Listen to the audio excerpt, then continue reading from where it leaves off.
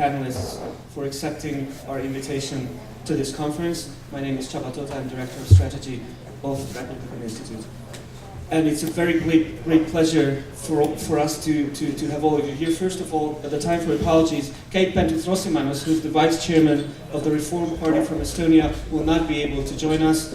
She has a very practical reason. She was going to fly in straight from Tallinn, meaning changing in Amsterdam because there's no direct flight anymore, as was mentioned in the previous panel.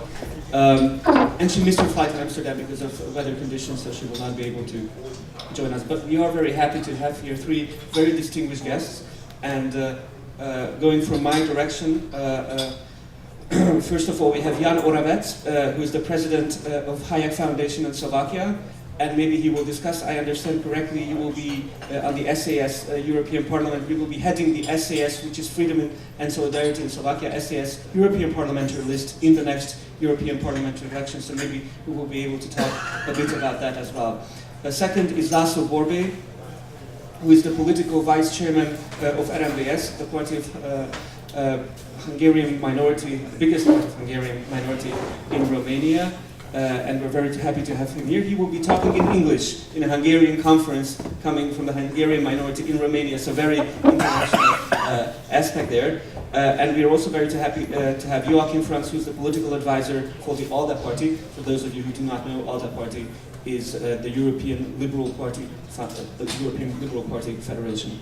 Before jumping in, just one technical note: we will be distributing sheets for you that you can sign your name and address. For those of you who haven't done that at the registration, we're sorry to bother you with this, but in order for Republikon to continue getting funding, we need the names and organizations of everyone present, so please help us by filling in those forms that we will distribute.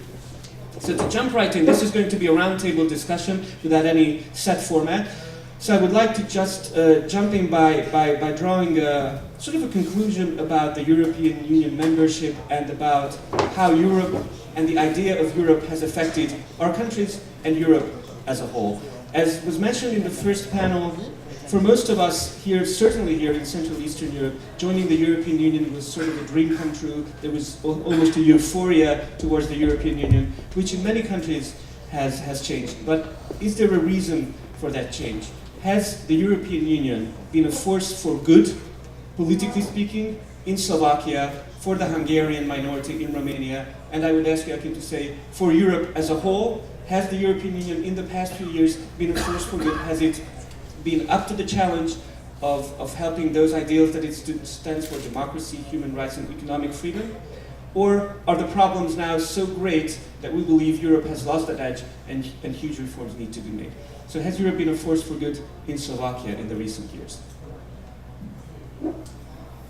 Thank you very much, Csaba, and thank you very much for invitation. And I'm very glad that we have the opportunity to meet with Csaba and his colleagues from Republikon on numerous occasions during the year. We have a regular platform of liberal-minded entities from different countries, and I'm very glad that we are regularly meeting with our friends from Hungary.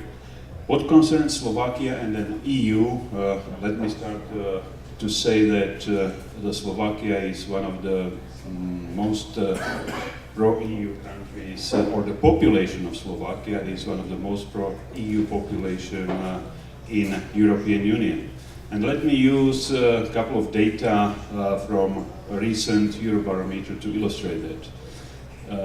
In spring this year, there was a published European Eurobarometer on also the issues of EU crisis and the future of EU, etc., etc. And data were collected in May this year, so it's quite recent. And one of the questions asked the population of all EU member countries there was, do you feel like to be a citizen of European Union? And answer of Slovak population to this question is that 76% of the population in Slovakia feels like being European citizen, which is pretty much above the EU average, and the EU average was, let me see, 62%. And I look also at Hungary, and in Hungary on the same question there is 59% of the population, so slightly below the EU average and much, much below the Slovak one. Then, when there are the other questions asked, what are the main positive results of the European Union when it comes to Slovakia? By far the largest proportion of the population says it is the, no surprise, free movement of people, services, etc., within the European Union. It is again 3/4 of the Slovak population thinking this is the most positive result for Slovakia, while only 56% of the rest of the Europe thinks the same, and 58% of Hungarian populations think that free movement of these basic 4 economic liberties are the major achievement of EU integration. And but second largest, more positive result for Slovakia by population was perceived, it is the euro, 39%, while very low average for European Union, which is only 24%. Let me not bore you by the other data, just add one additional, and it is the other question, which is very interesting. The question was, what institution is going, in your view, to take effective actions against crisis? And there are a list of institutions: EU, International Monetary Fund, national government, G20, whatever. And of this list, it is in Slovakia 26% of the population saying it is EU to take the effective action, which is again above the average of EU, which is 22%. In case of Hungary, it's 25%, so it's more or less the same for Slovakia and Hungary. But what is more interesting is that only 8% of the Slovak population thinks that it is the Slovak government that they expect is capable to take effective actions against the crisis. So, based on all this data, my point, what I want to say is that Slovakia is, when it comes to EU, one of the most EU-positive countries. There is no surprise to that, maybe, if we take into account 2 factors. Number one, as you all probably remember, our accession to the EU was the biggest drama of all these countries. We started as someone who was lagging behind, and we were excluded from integration because we had very bad matriarch government in the mid-90s. And when we finally achieved the membership, that was a source of pride, and it is still in the population that it is the achievement to be the EU member. And number 2, Slovakia is the smallest country of EU from this region. So it is perceived sort of as the protection, that the small country is better protected if it is the member of the larger community. So, and the perception of EU, and that's my concluding statement in this part of the panel, I think is the combination of different factors. When you think about how the image of the EU is constructed in the minds of the population, it is done, as in many other things, in the context. So the people are in the context comparing the performance of the European Union, EU institutions, comparing it with the other performances of the other institutions, including the national government and national parliament, and then based on that comparison, they compared with their expectations, they have this final image of the EU. And we need to say that that image is sort of fluctuating in time. You see that the countries or the populations are generally very much positive when it comes to Euro, for example, before the crisis. When there is now the problem with the Euro, you see the significant decline in support of the population for having the Euro in countries that are not members of the Eurozone. Exactly the same with the European Union. Before the crisis, the support was generally higher, but the crisis and not very persuasive performance of EU institutions, and unfortunately even less persuasive performance of national governments, was the combination of why even in Slovakia, which is an EU-positive country, the general support for the EU institutions is declining. Thank you very much. Thank you. László Borbély, who I believe is our first speaker ever on Republikon conference from RMDS, so big welcome to you. As well. How has the European Union been a force for good for Hungarian, especially Hungarians living in Romania? Thank you very much, Csaba. The first but not the last, for sure. Because we met each other in Helsinki, a very interesting seminar, and I realized that it's time to come to Republikon. It's time maybe to share some my experiences. I jumped in politics in 1990, so I am a dinosaur, one of the RMDS dinosaurs of the politics in Romania since 23 years, in spite of politics. So it's now it's stormy Europe, yes. So it's stormy Europe or not? We have to put this question. We have a stormy European Union or not? We have, before the elections in the coming year, we will have increasement of Eurosceptic parties. It seems that yes. It seems that will be these parties more strong in the next 5 years. Is good for Europe or not? We have a big debate in Romania, of course, also in Hungary, regarding European Union. To be a super state or the national state has to be more strong. We have some voices in Hungary regarding the nation state. And we are fighting in Romania against nation state. We are fighting in Romania the Hungarian minority to throw out from the constitution in Article 1 that Romania is nation state. Because Romania is not a nation state with 18 minorities in the parliament, so it's a positive discrimination regarding the Romanian legislation. There are issues in which, of course, linked to the European Union, probably a minority has more confidence in Europe, in European Union.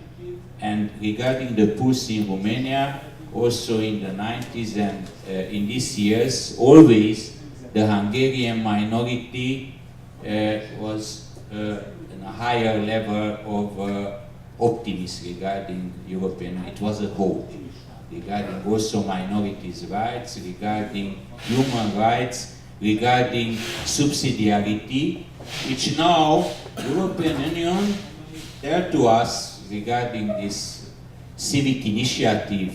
You know, you have to collect more than 1 million signatures in more than 7 countries, and European Union have to, it's obliged to discuss this matter. And it was rejected 2 of our initiatives regarding minorities' rights because European Union say that it's very important the curve of a cucumber to regulate it in European Union.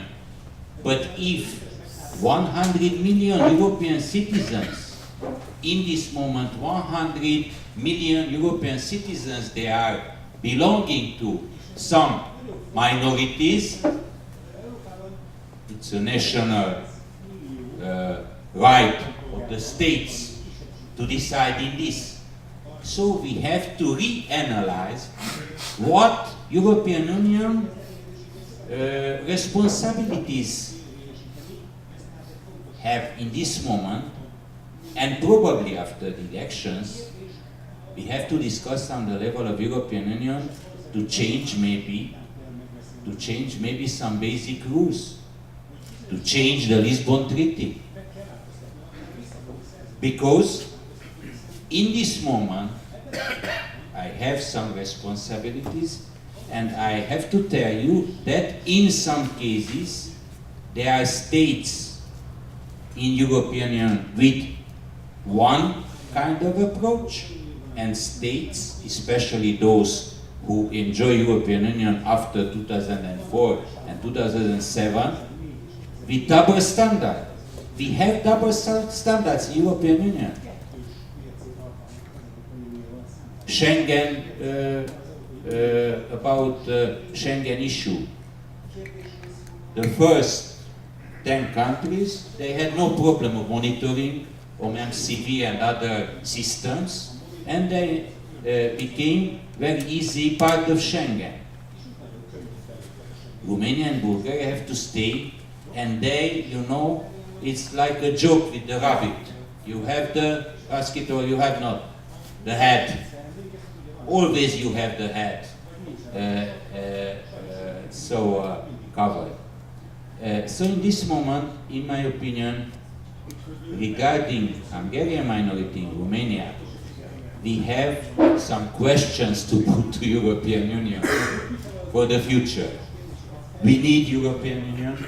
We need a strong European Union, but based on the same values for all countries, based on some more approach to the human rights and minorities' rights, even that some European Union countries, they are scared about, of course, some movements, Catalonia and other movements, yes, but it's another issue. It's not the issue of minorities, of autochthonous minorities. And also in Slovakia, we have this debate with Hungarian minority and how we can manage this question. So there are a lot of open questions now in European Union, but the most difficult issue is to explain to our citizens how important it is to have European Union like a functional body. Joachim, I now turn to you, and I believe you will provide a European perspective, and I will not be surprised if you say Europe has been a force for good. So I will add another question to that. If that will be your answer indeed, why has maybe Europe failed to communicate that, especially in this region? Why do you believe that there is a rising euroscepticism, especially as you heard in some of our countries? Well, thank you, Csaba. And first of all, let me say it's great to see so many of you here on a Friday to discuss European issues. I find that great. So thanks for coming, and hope we'll get a discussion going. And I'll try to be brief so that we can discuss, and hopefully we'll disagree on a few things as well, and then things speed up. Look, I think there's often an exaggeration about the idea of Europe being dead and the concept of Europe being over. I think you don't have to look any further than Kiev, Ukraine at the moment to see that the idea and hope of Europe is still very much alive and kicking. They still go out in the thousands in protest to be part of the EU. And in many of our capitals these days, that doesn't happen. But I think we also need to be careful. I mean, I would say generally that the European Union has been a force for good. But we also need to think a little bit about what we promise with and regarding Europe. Because I think for many years, certainly when countries in this region joined, Europe was always, well, the EU was almost the equivalent of economic progress, wealth, prosperity. It was almost as if, countries would join the European Union and overnight, suddenly everything would sort of become good, there would be good rule of law, economic progress would be almost in 2 digits, without having to do many reforms at all back home. And I think we see beyond this region now, I mean, full disclaimer, I also come from a minority in Finland, a Swedish-speaking minority. I do speak Finnish, unfortunately not Hungarian, but Finland, even though it's a AAA country, also has some very painful reforms ahead of them. A pension boom looming and very difficult challenges. The EU will not be solving those sort of issues. But the EU generally is the best vehicle we have for economic progress. The ability to go across borders, to trade freely. Ask someone in Strasbourg whether they think it's best to be under Paris or whether the local trade is not best fostered with their German partners. Ask the Basques in Spain and France. Used to be all sorts of troubles up there. Now they can move across borders freely, and I'm not saying the EU has completely solved that crisis, but free movement has that fantastic aspect to it that you can move freely across borders. So I think generally, yes, it has been a force for good.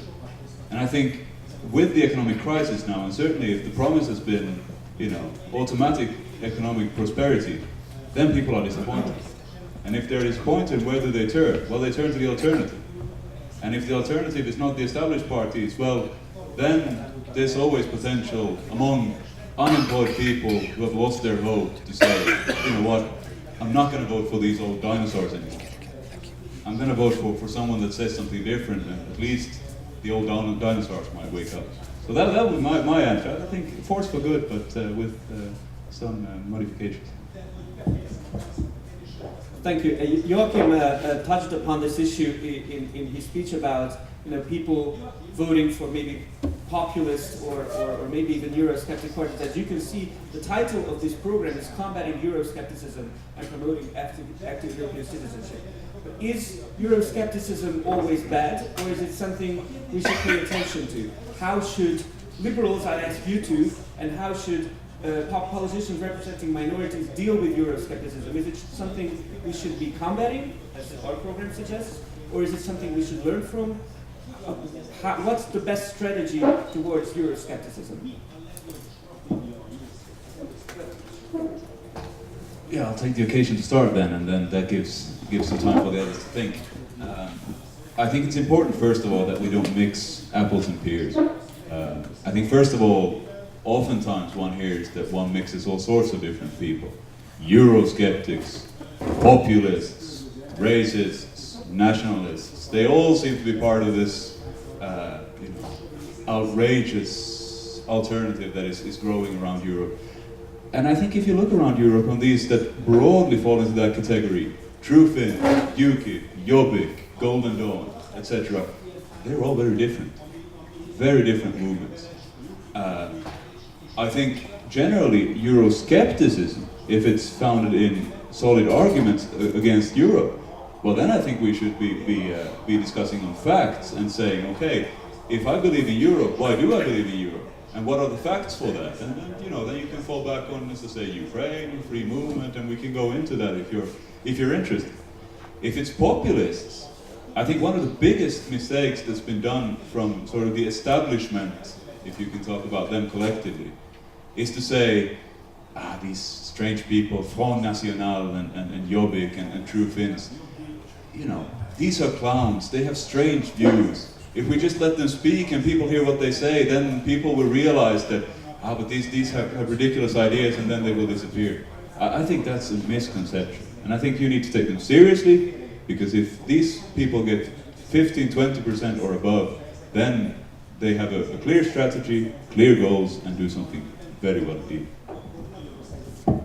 Yeah, before you jump in, because I saw you were going to speak, your party, SAS, for those of you who don't know, Freedom and Solidarity, was the party that initiated a sort of coalition disagreement in the previous government that eventually led to the fall of the government, which many in other countries termed basically a Eurosceptic argument. So correct me if I'm wrong, but is SAS or liberals in Slovakia Eurosceptic?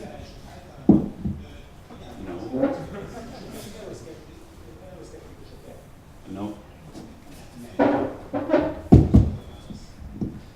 No, it isn't, and we are just writing the program for Europarlament elections, where we want to present the alternative to Euroscepticism and unreasoned Eurooptimism.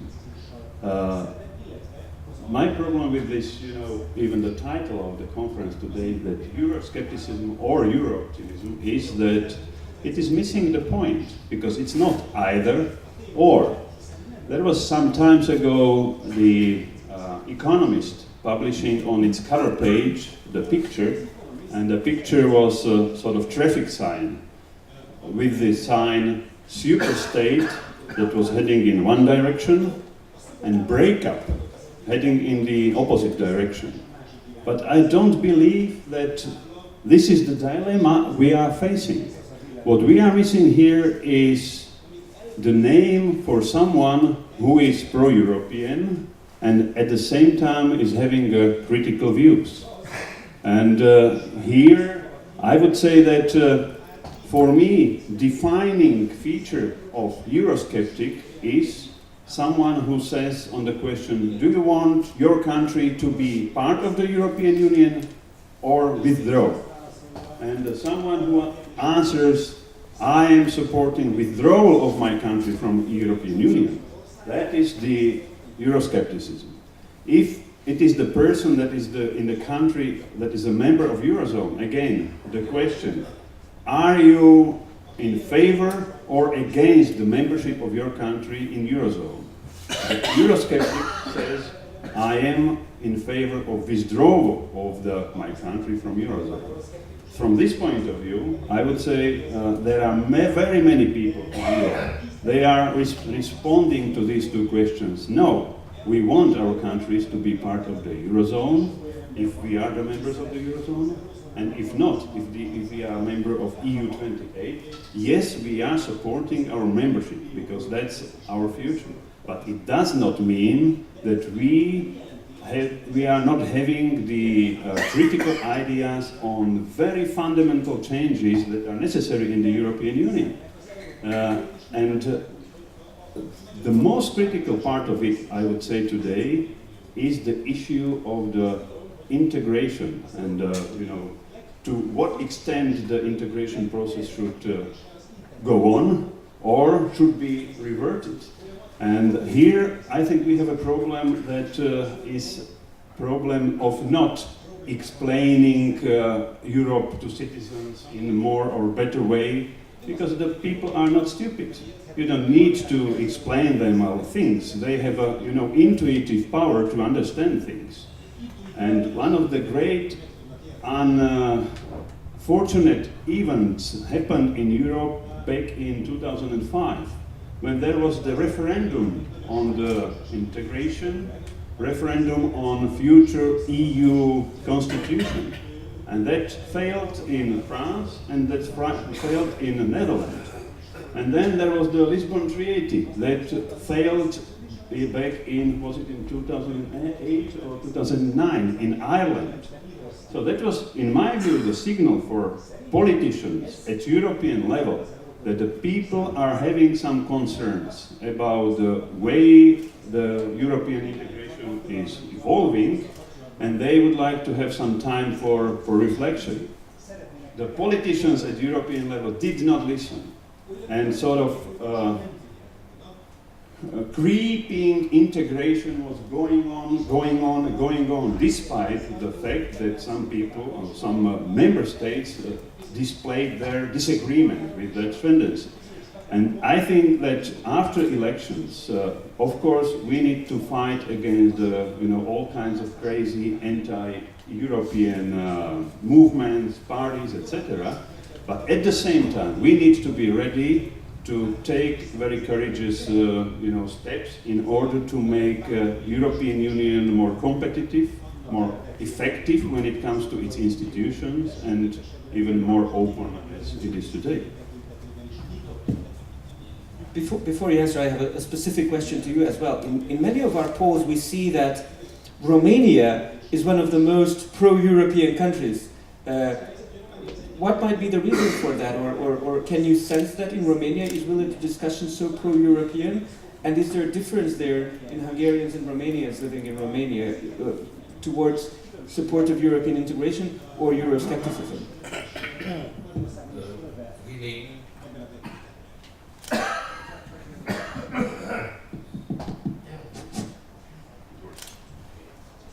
this moment, in my opinion, because in Romania there are not political parties basically who are against European Union. At this moment we have no Eurosceptic parties or some nationalist parties. They are not in parliament now. Fortunately, it's not a very strong nationalist movement. That means that inside the ruling parties there is not nationalist intentions regarding some minorities' rights. But basically it's very interesting. Even the president of Romania, the prime minister, the ruling parties, other parties are in the parliament, they are pro-Europeans. My feeling is regarding Romania that we are not enough critical to European Union. We are very good, viewers, But regarding the subsidiarity, regarding the possibility to have some regional cooperation, former socialist countries, in some cases I have some experiences because I was for 2.5 years former Minister for Environment. And when I entered in this club, for the first half a year, I realized that 5 or 6 big Western countries decided in very important issues, and just we were staying and we accepted, or we say some words, but not more. And with my Polish friends, Hungarian friends and others, it takes 1.5 years until not just that they ask to be part of the negotiations, but they realized that without the position of Poland, Romania and other countries in this area, it will be not possible to have a decision. So regarding Eurooptimism, in this area, I believe in all the countries with, of course in Hungary now, it's a little bit something else regarding the position of the power. It's a very critical position. But basically, the citizens are more Euro-optimist than in the West regarding the polls. It means that they don't feel some danger or concern about this kind of also economic crisis. We are linked to European Union, but like citizens, we feel that it's not a problem, European Union. They have to help us in our economies. Don't feel like pressure on us, the European Union issue. Basically, in my opinion, why we need to have a strong Europe? Because these values, which were in the 60s, 70s promoted by European Union, they are also in this moment valuable. And very clear moral and other values we have to put in the practice. Because also the economic recession started because of the lack of this kind of values, also, not just economic reasons. So we have to analyze a little bit more attentive what is the future of Europe in the next 5, 7, 10 years, and we have to promote more, of course, national, regional interest regarding our willingness to be part, not just on the paper, but regarding big decisions on the level of European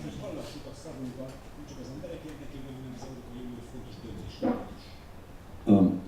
In my previous intervention, I was defining euroscepticism in terms of that is someone who is against membership in EU or membership in Eurozone.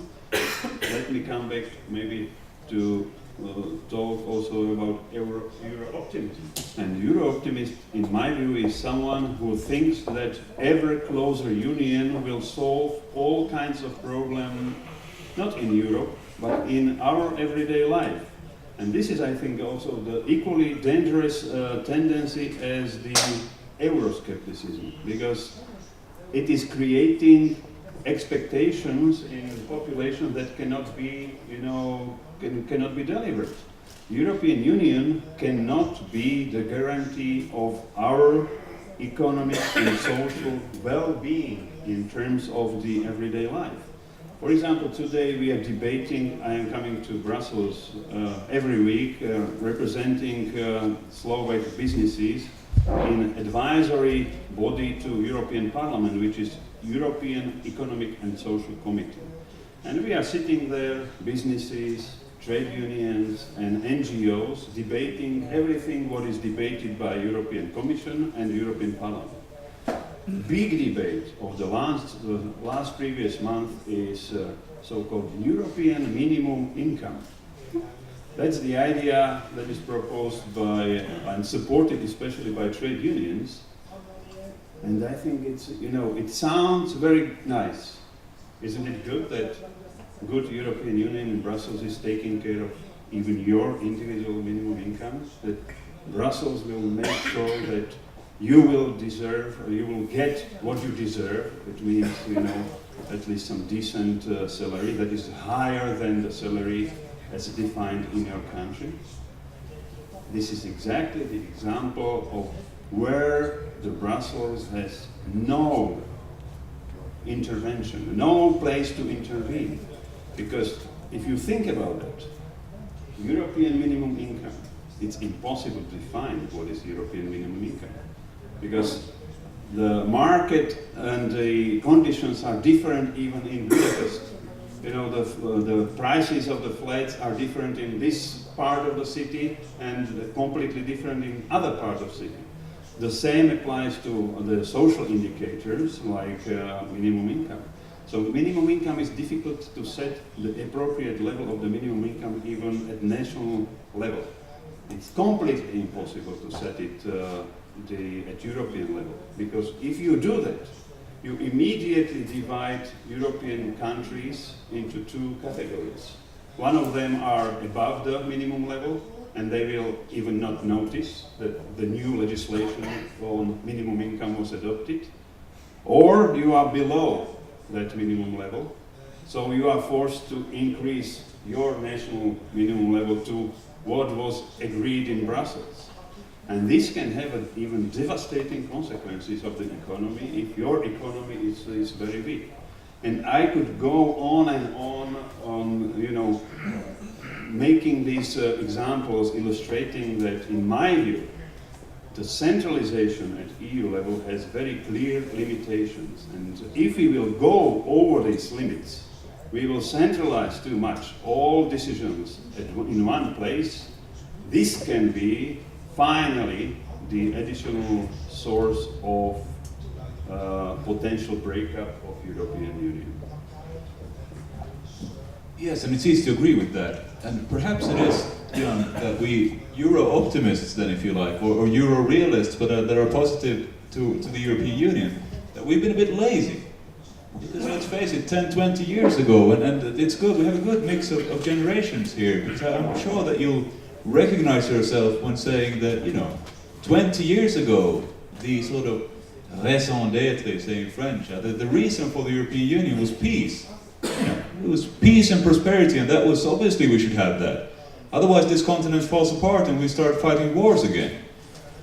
My view is, certainly among the younger people I talk to and meet, that narrative is gone.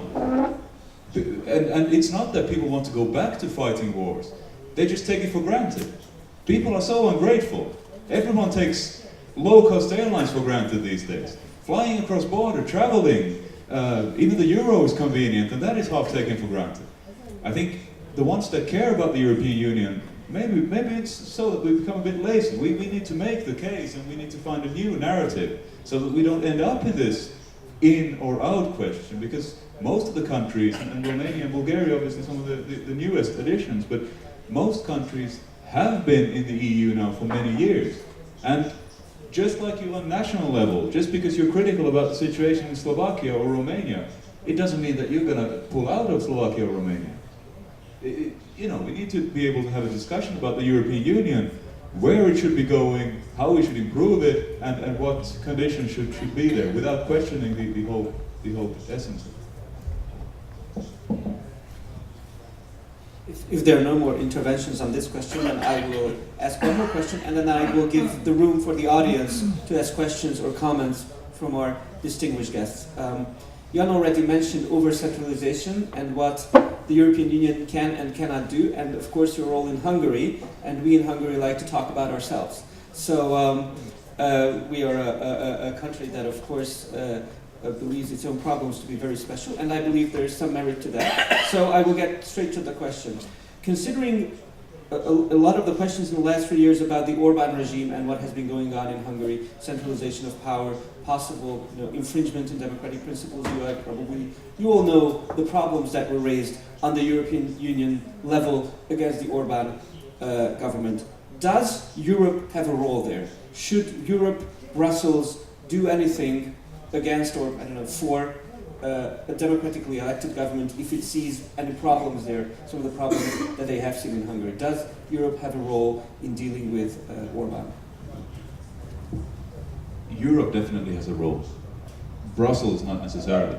Because I think with Brussels you demonize and say, okay, they over there far away, should they come in and tell the regime here in Budapest what they should be doing, and if they don't adhere, then what? I think what it has revealed, the situation in Hungary, and it's no secret that we liberals are critical of that situation, is that the European Union, when a country has become a member, it is much more difficult to sort of nudge it in the right direction or to have a discussion about how things should develop. I think we should have a more frank discussion about that. And you know, you were talking about minority rights, and there are a number of things I think that we should care about jointly. You know, that might be a thing of Brussels, that you meet people from different backgrounds and countries on a weekly basis, but I often find people from a country different than their own, that they care about developments in Hungary or in Spain or in Catalonia or in Greece and talk about it, but obviously they cannot vote there. But they care about the developments there, partly because they know it affects themselves as well, but because they see that, okay, here we have a country which is close to us in the European Union, which is facing challenges, or which they politically not agree with. Again, you're not questioning Slovakia just because you criticize the situation on the ground, but you need to be able to discuss things in a frank manner, and there, Europe has a role, not Brussels as a demonizing power.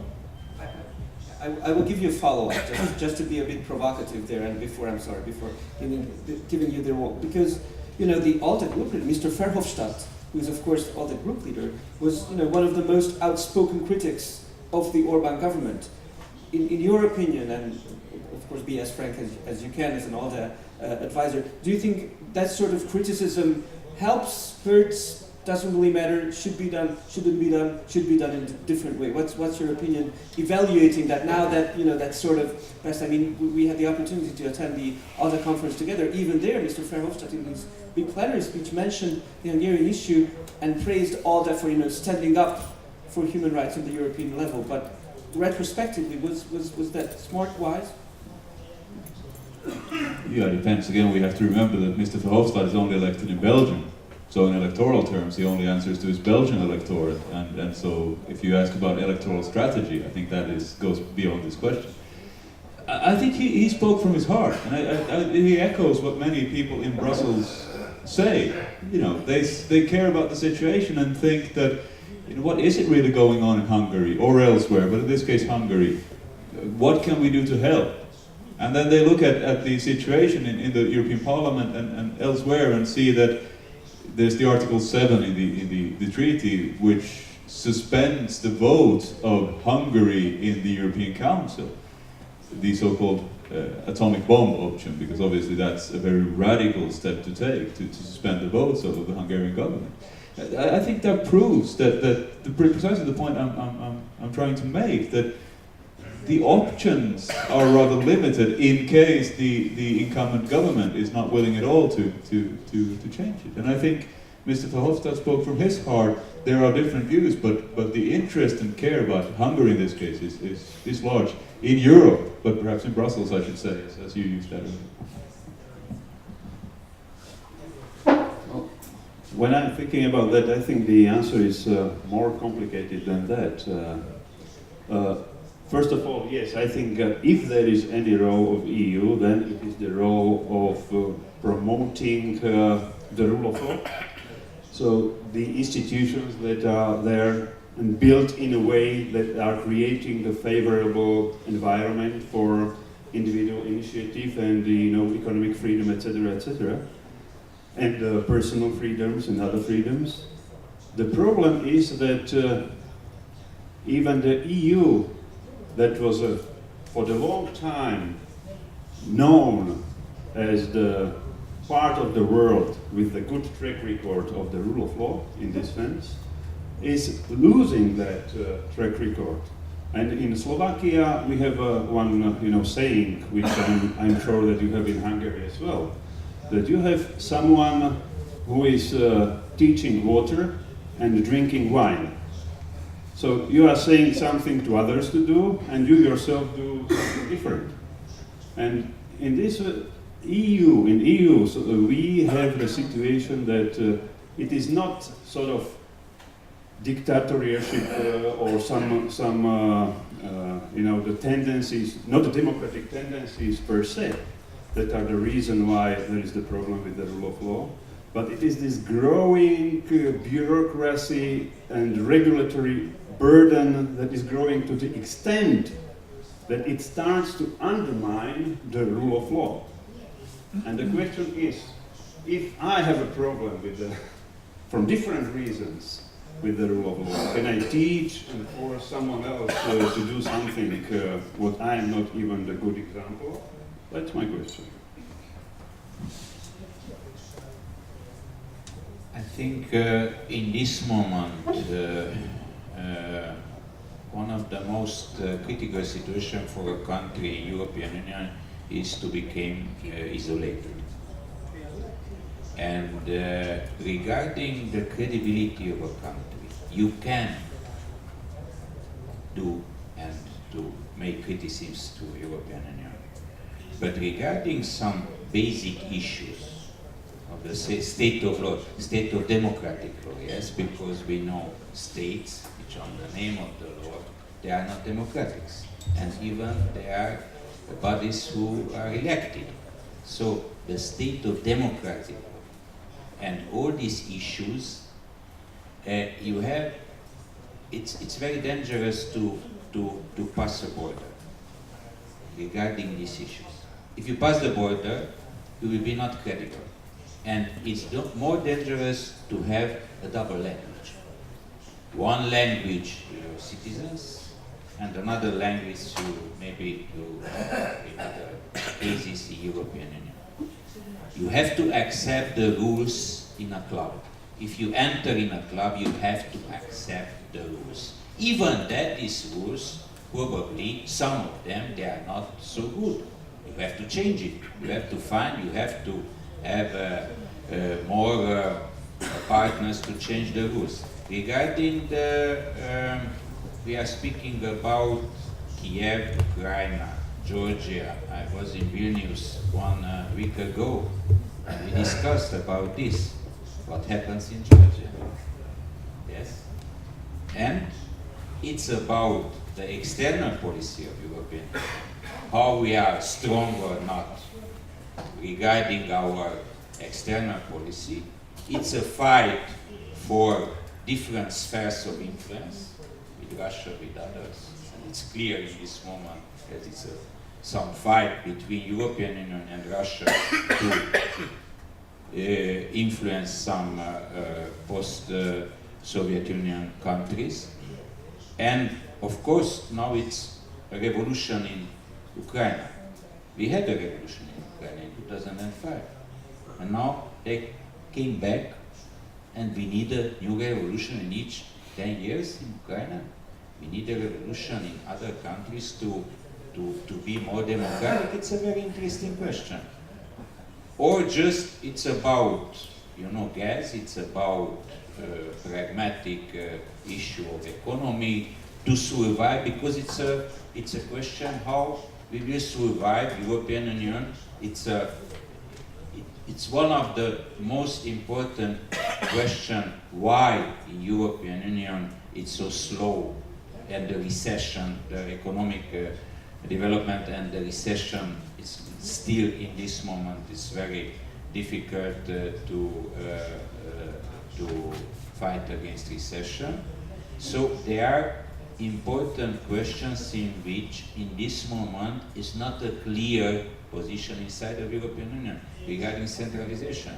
Just 1 week ago, we voted in the parliament, in the Romanian parliament, a very strong law regarding decentralization. So, how we can analyze it's good or bad to have a decentralized state or a centralized state based on the state of law and based on some democratic rules. Thank you. No, just moving Oh, okay. Okay, then this is the time when I ask our audience to ask questions or have comments to our speakers, and I will ask one of our colleagues to distribute the microphone. There I see a question. You can ask your questions either in English or Hungarian as you wish, and there's, I think, the microphone.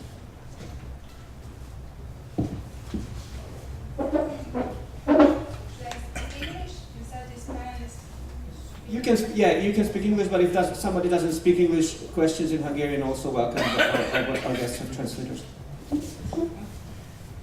My name is Anna Tóth and I speak in my name, although I have written an organization because it was asked. It was the Hivatlanul Hálózat, which is an organization that organized in October a big manifestation of the teachers because of the situation in the schools, in the public instruction.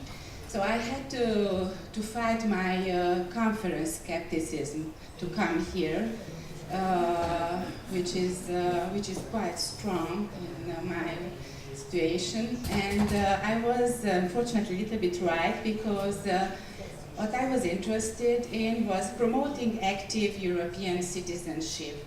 And correct me if I'm wrong, but we didn't really spend much time on this matter. And I think it is not a case because we have people from political parties invited and a very low presence of civic organizations. And it is not only the case of this meeting, it is the case of all countries that instead of using the opportunity which is given, for instance, by this European initiative possibility to raise our voice and to achieve some goals that are common in our region, we always delegate the power and the responsibility to the political parties. I was very pleased to read, probably many of you know the End of Power, the book, just recently appeared.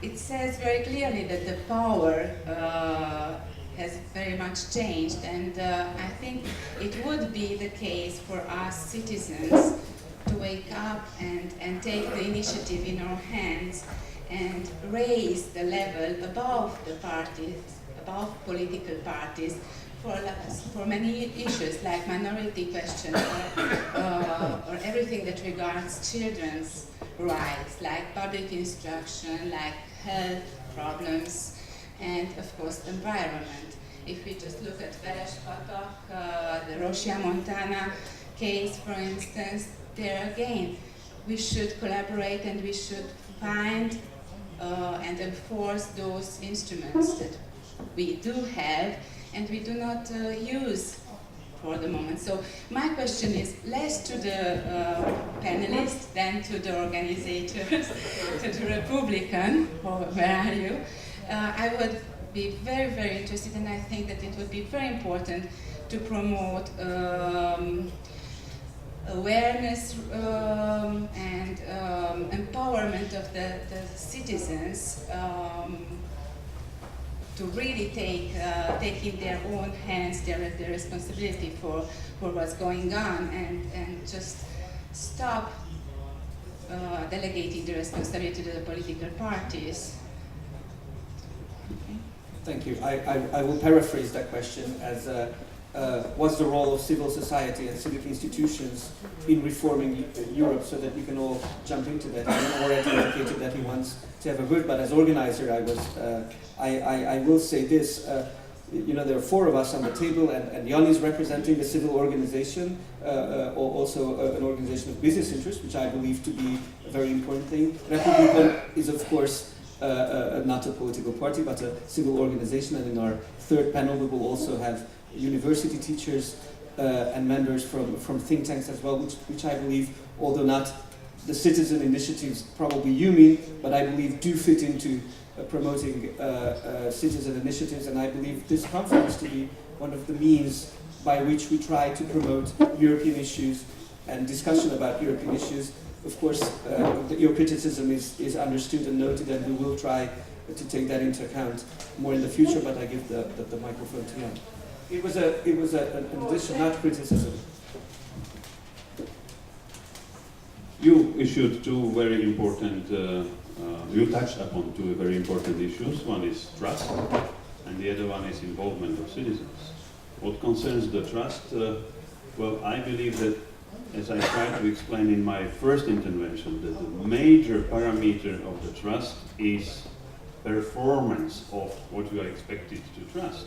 So if it is the EU and the trust in EU, we need to demonstrate that your life is better off from economic and social point of view as a citizen of the country that is the member of EU as compared to the situation when you will not be. You are right that the trust in political parties is very low. And I would recommend you to read the recent publication of the OECD, which is called Government at Glance, that was published in November this year. And the part of the publication is about the declining trust and how it is important to restore the trust of the population to all kinds of institutions. And there was the data from Gallup survey that was used comparing the trust of citizens in developed countries between 2007 and 2012, national governments and political parties. And you see that I try to explain that even national governments are having very low rankings in the population, but the political parties are much worse. The gap between the trust in government and political parties was from 10 to 20%. So from 10 to 20% of the population, or less of the population, believe even in the political parties as compared to the national government. It is, of course, the big source of concern for political parties. And I am here now representing the Freedom and Solidarity Party, which is again the bad news for the future of the political party, and that's a signal that they need to do the politics differently than in the past. But there is also the good news for the citizens in terms of involvement, because it's not only political world in itself and its development. Fortunately, there is more outside in the world than politics. And there are, for example, the technologies and technological development and the social networks. They allow completely new ways of policy making. And I was a part of the expert group at EU level in Brussels when it comes to innovations of public services.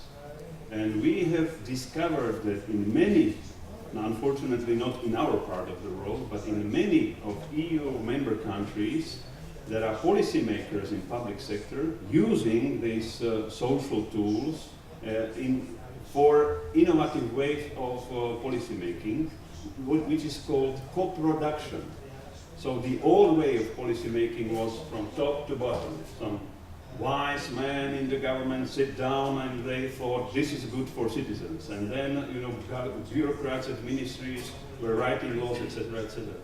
Now it is reversing. So they first ask citizens, what do you think is the major issue we as the bureaucrats or politicians should be solving? And for example, in Denmark, they are now writing the law together with the people via the social network. So it is the ministry that is coming up with a draft, but for many weeks and months, there is a negotiation going on with those who are interested in that law, and they can, change and prepare the law in cooperation with those who are responsible for it. So there are many, many examples how citizens are now empowered by technologies to be part of this co-production of the public services. And that's not to be just negative, it is very encouraging views for citizen initiatives. Yes, I am the ugly politician. We are not political party, we are alliance. But you are perfectly right. If in Romania now we ask the citizens if we need political parties or not, huge majority will say no, we don't need political parties.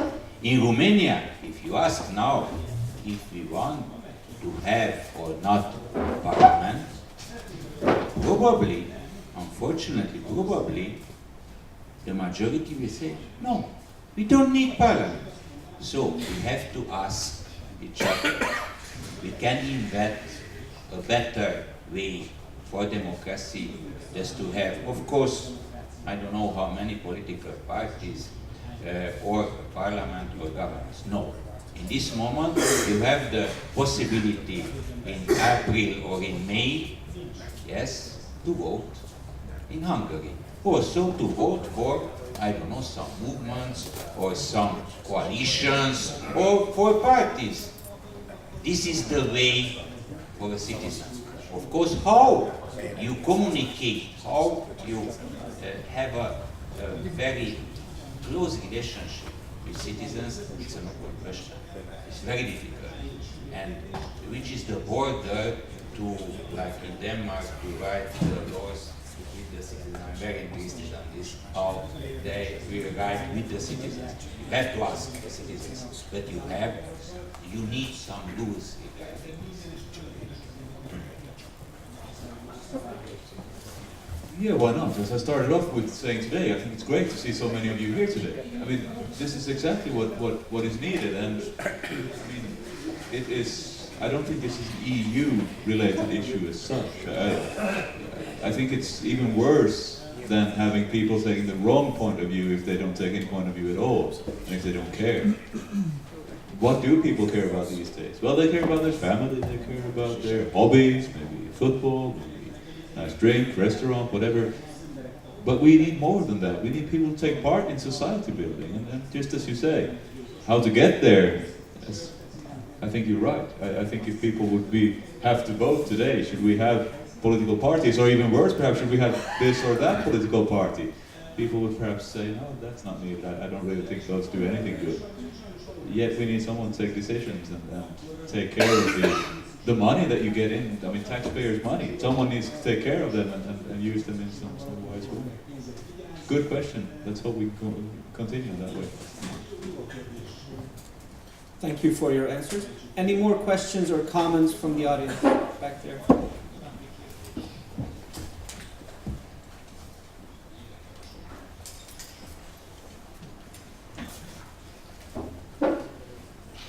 János vagyok, 63 éves nyugalmazott tanár, 12 évig önkormányzati képviselőként is dolgoztam, csak azért egy kis tájékoztató magamról. 4 gyerek édesapja vagyok. Azt szeretném kérdezni, egyébként nagyon tetszik az egész rendezvény, a bevezető délelőtti előadások is, meg a mostaniak is. Ugye az alapkérdés az Európai Unióban, ami a politika alapkérdése, ugye latinul nem tudom, ki fogalmazta meg, de nekem latin tanárként is ott van az agyamban, qui custodiat custodes.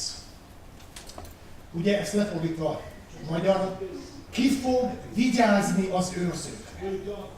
Itt a legutóbb talán svéd kolléga megszólásából azt vettem ki, hogy a Republikának a legfontosabb dolga az, hogy meggyőzze az állampolgárokat arról, hogy olyan őrzője van a közügyeknek, valamint az egyéni szabadságnak, akiben meg lehet bízni. A bizalomvesztést én is mindennapos dolognak érzékelem, és ilyen szempontból azt kell mondanom, hogy a bizalomépítésnek a katasztrófája ott kezdődik, hogy az őrzők kiválasztása nem demokratikus úton történik. Ugye? Felülről vezérelt demokráciákban élünk, ennek Magyarország is az egyik legjobb példája, van 2 nagy figura, aki azt mondja, ugye, hogy vagy alkalmazkodtok hozzám, vagy csináljátok, amit akartok. Tehát a vezérelő demokráciák, azt hiszem Európában, de lehet, hogy a világ más táján sem kívánatosak. Tehát az első kérdésem az volna a kedves fiatal kollégákhoz, hogy milyen garanciákon, jogi feltételrendszerre látják biztosítva azt, hogy az embereknek minél nagyobb sokasága legyen bevonható a döntési folyamatba, ugye ami elhangzott ma már délután, az együttdöntés folyamatára. Ugye magyarul van egy gyönyörű költemény, amit én 10 éves koromban megtanultam, ennél sokan édesapámmal is együtt mondtuk, rabok legyünk, vagy szabadok. Ugye ez az emberi életnek az egyik legalapvetőbb kérdése, koronként, koroktól függetlenül. Ugye Petőfit nem kell bemutatni senkinek, sem ebben az országban, meg Európában sem remélem. Tehát itt a kiszolgáltatottság érzése összefügg, nyilvánvalóan összefügg azzal az egzisztenciális bizonytalansággal, amely akár Magyarországon, akár Európa ugyanolyan csatlakozott régióiban az embereket hatalmukba kerít. Tehát itt azt kérdezném,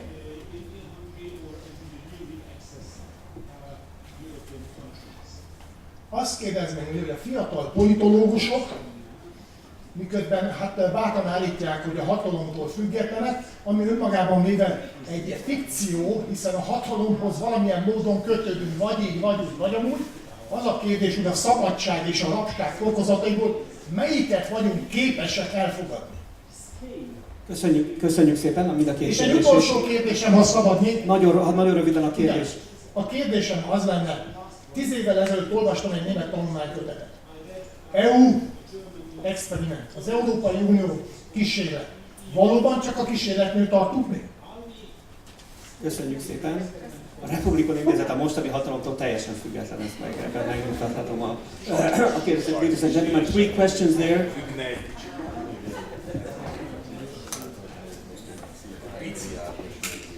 In your intervention, you were asking a very good question, and a very crucial and important question, who will guard the guardians? And a very simple answer for that would be, well, the rules.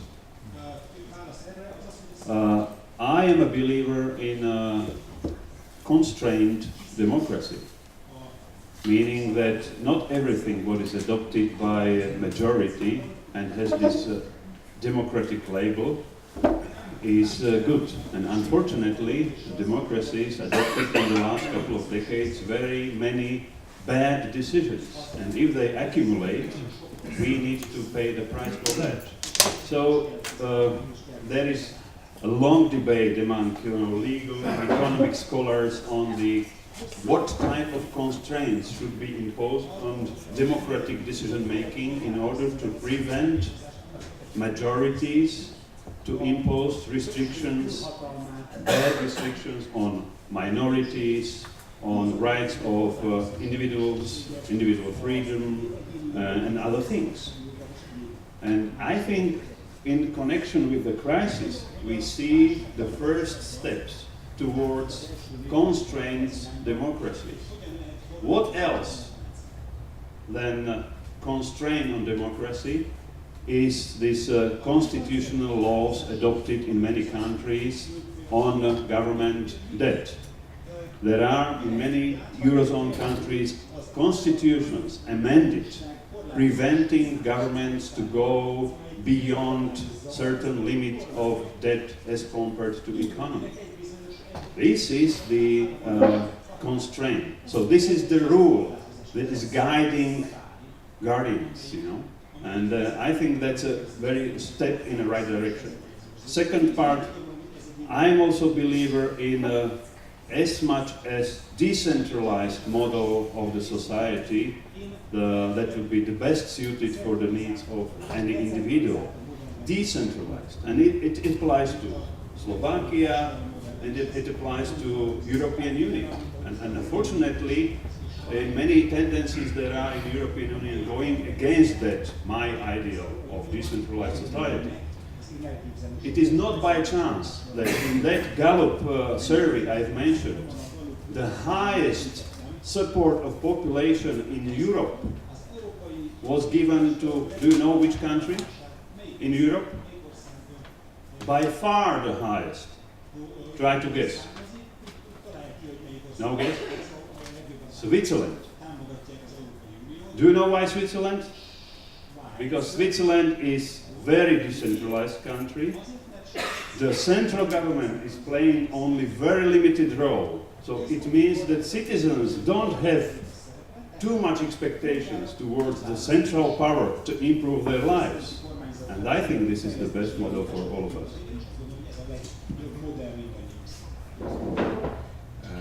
Magyarul fogok válaszolni. Akkor is, hogyha tényleg egy kicsit pitoreszk volt a kérdés feltevés, de nagyon fontos. Nagyon fontos az, amiről beszélt. És tényleg itt a kérdés az, hogy, és így van, szóval a kollégának teljesen igaza van, milyen szabályaink vannak. Tudniillik, hogyha vannak olyan szabályaink, amelyek meggátolják egyeseket, akkor is, hogyha kétharmad van a parlamentben, akkor is, hogyha úgy érzik, hogy bármit megtehetnek, hogy megtegyék, akkor működik a demokrácia. Tudniillik, én úgy éreztem sokszor az utóbbi időben, hogy, és ezt nem csak itt mondom ki, hogy egyszerűen ez a 4 év arról szólt Magyarországon, és azért történtek többek között ezek a centralizációt megcélzó intézkedések, hogy annyira az erő egy bizonyos helyen központosuljon, hogy utána nagyon nehéz lehessen ezt megváltoztatni.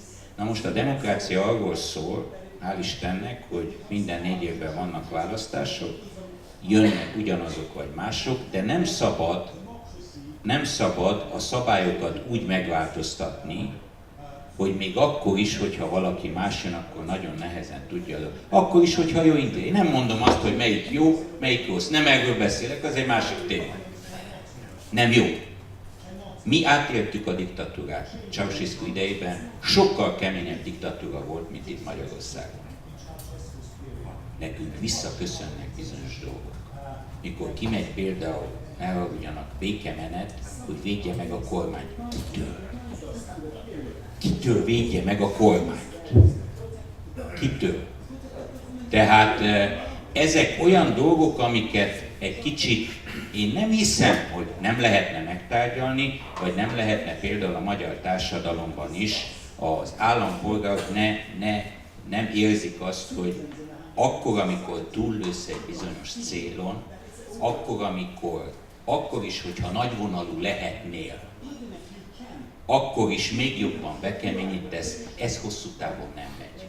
Tehát legyél nagyvonalú, legyen egy egyensúly a társadalomban, legyen egy olyan jó értelemben vett konzultáció, hogy az is érezze, aki esetleg ellenzékben van, vagy a civil társadalom, hogy őt figyelembe veszik, és akkor, mikor kétharmadod van, elegánsan tudsz 4 évig, és biztos, hogy nagyobb esély van arra, hogy visszaválasszanak.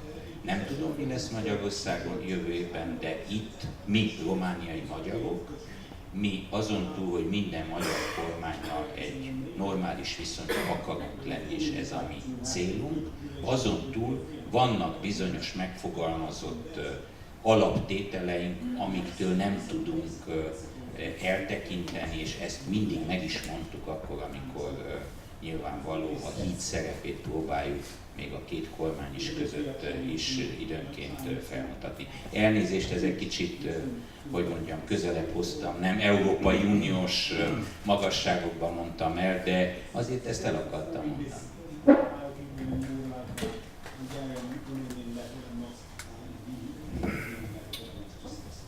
Well, I think it's important to be where people actually are these days.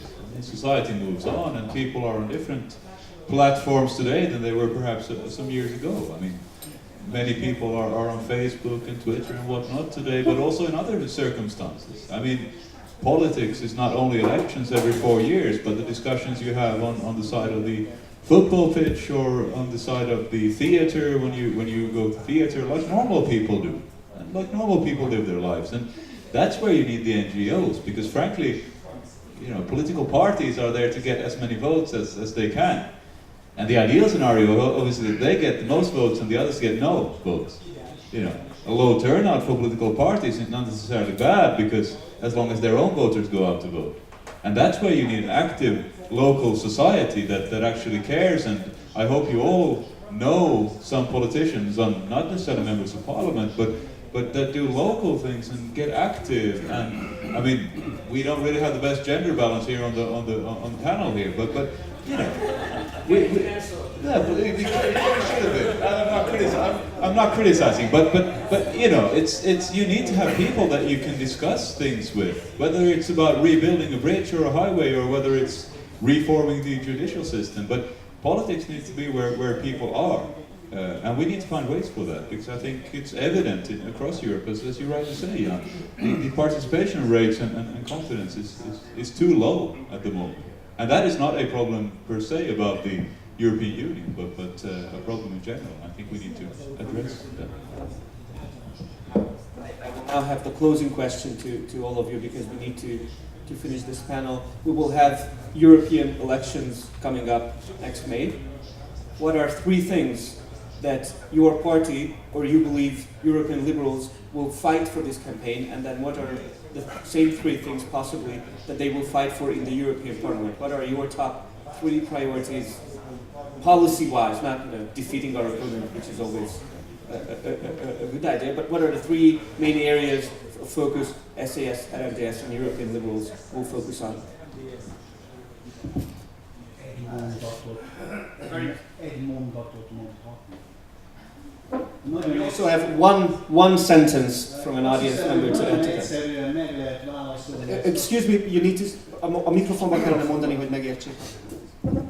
És tényleg egy mondatra lehet. Igen. Azt hiszem, ezt a kérdést, ahonnan elindult ez az utolsó kör, nagyon egyszerűen meg lehet válaszolni.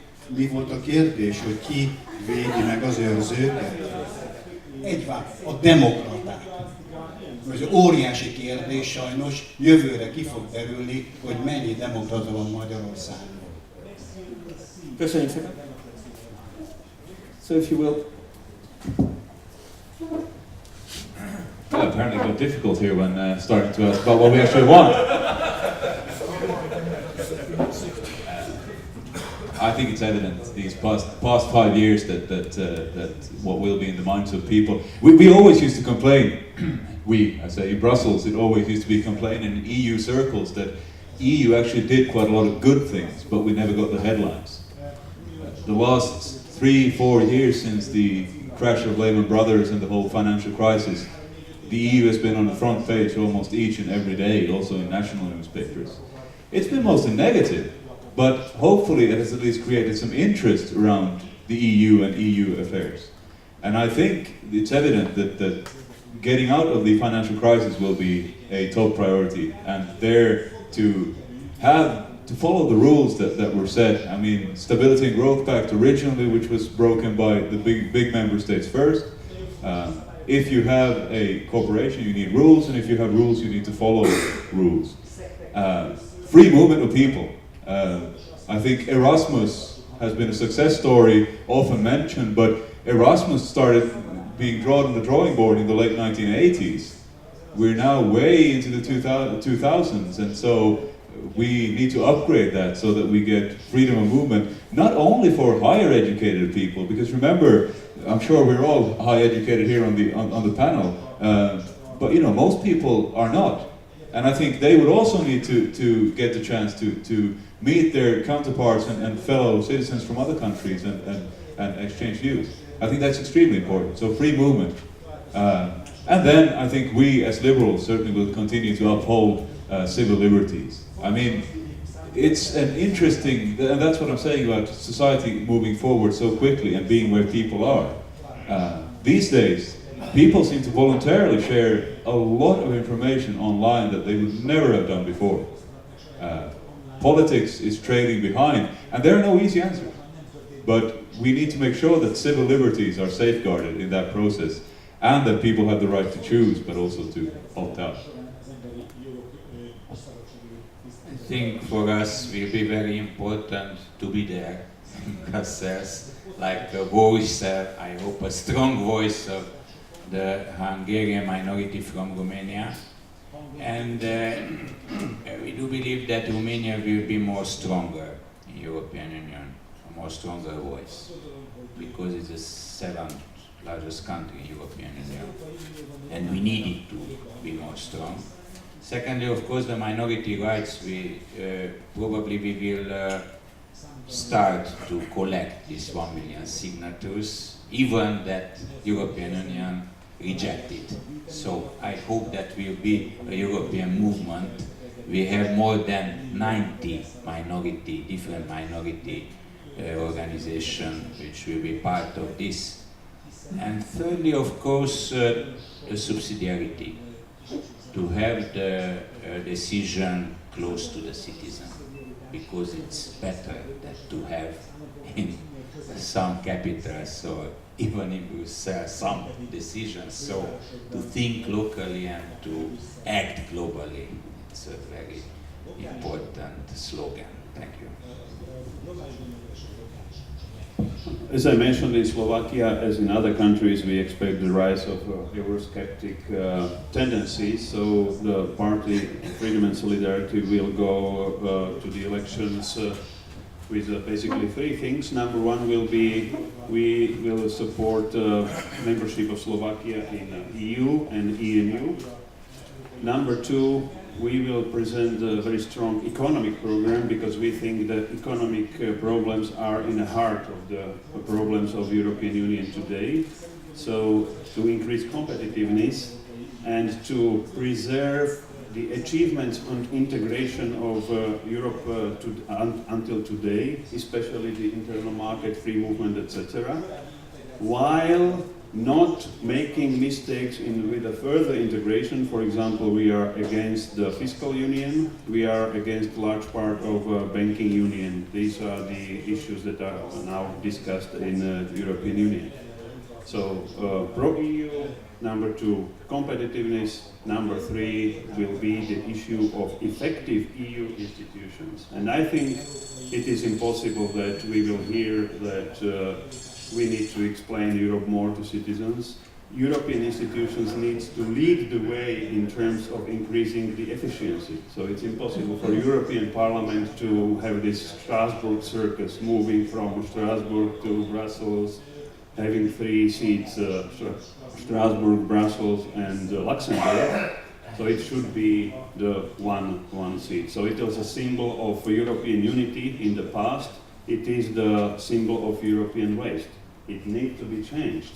The other thing, for example, I'm not sure if you know it, but most of the EU, the best paid EU bureaucrats are having the salaries that are much higher than the salaries of most of the prime ministers in the European Union. It's impossible. Those people are having no legitimacy and no accountability towards the voters. So there are many things in Europe, at European institutions level, where efficiency can be improved, and without that it will be not possible to sell successfully the idea of European Union, which we all subscribe to. Thank you. Thank you very much for your answer, and thank you very much again for accepting our invitation. Joachim, László, Borbély, Jan, Oravec, thank you for this truly European perspective, maybe demonstrating how Republikon can involve in this program many of our partners and also friends. And thank you for sticking us and staying with us for our third panel for interesting research and analytical questions. Thank you very much. Mindenki hölgyeim és uraim, harmadik szekcióban is nagyon izgalmas és érdekes előadások lesznek, maradjanak velünk.